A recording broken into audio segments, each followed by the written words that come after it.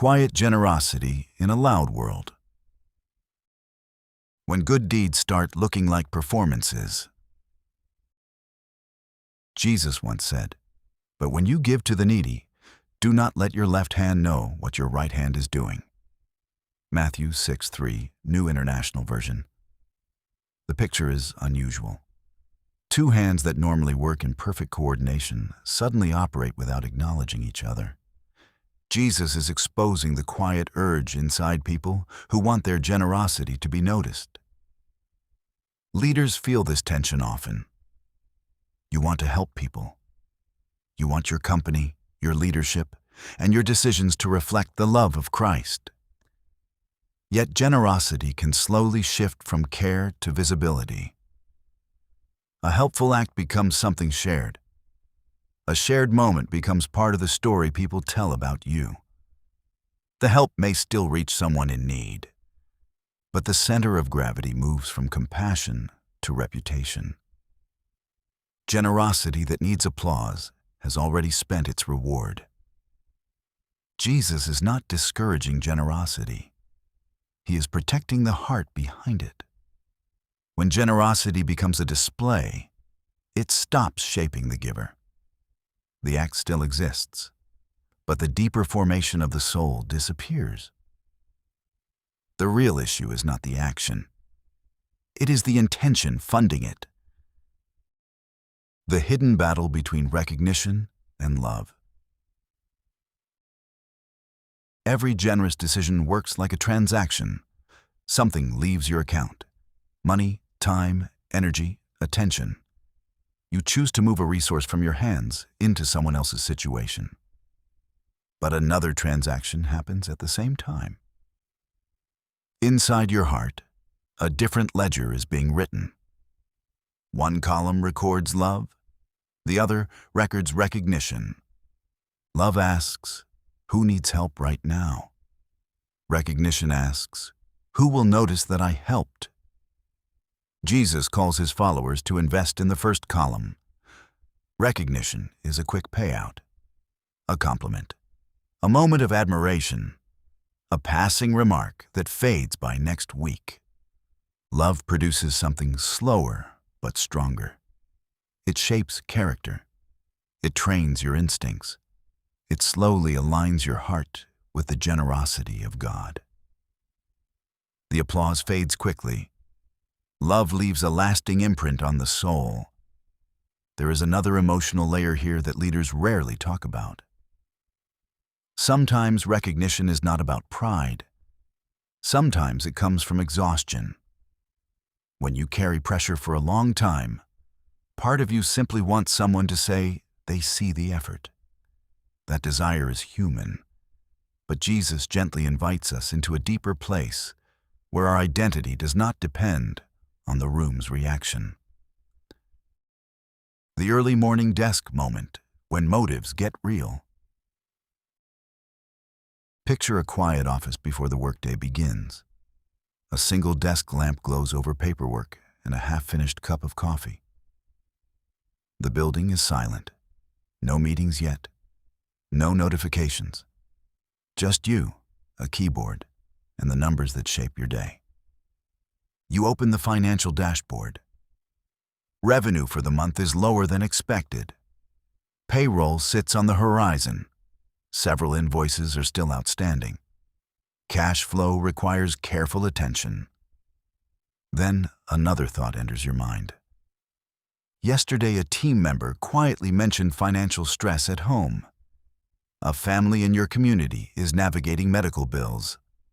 A local organization reached out hoping your company might help. Immediately, your mind begins evaluating the numbers. Can we help right now? Then another question slips into the moment. If we step in, should we tell the story?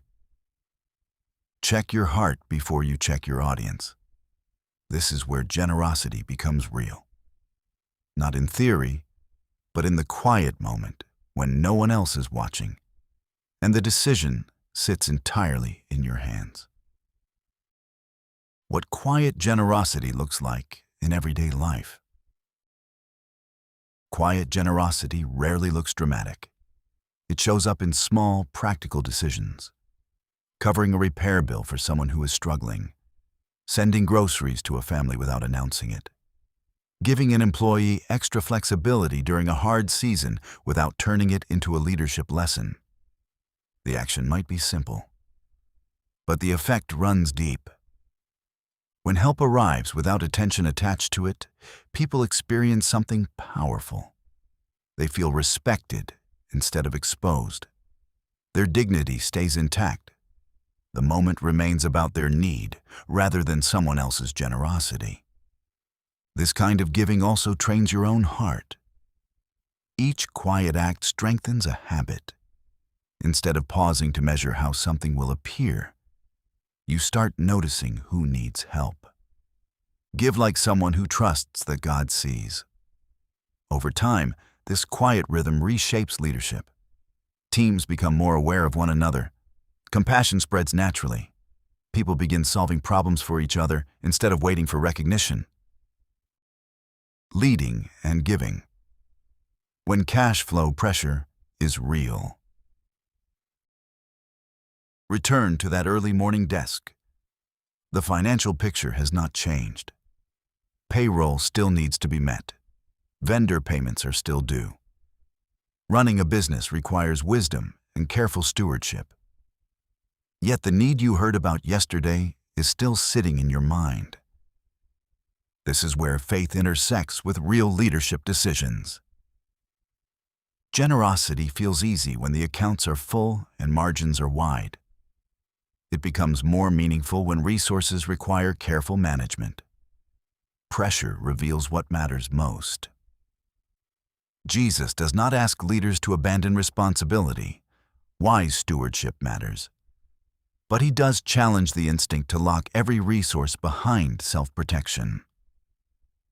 Sometimes the most meaningful generosity happens when leaders choose to help in ways that stretch them just enough to remind them who their provider truly is. The amount given is rarely the defining factor. The intention behind the gift always is. When faith and work meet in the way you give. Faith-shaped leadership shows up in ordinary decisions that never reach a stage or microphone. Quiet generosity forms the character of a leader over time. People notice the results even when they do not see the actions. They notice the atmosphere of the workplace. They notice the way people are treated when life becomes difficult.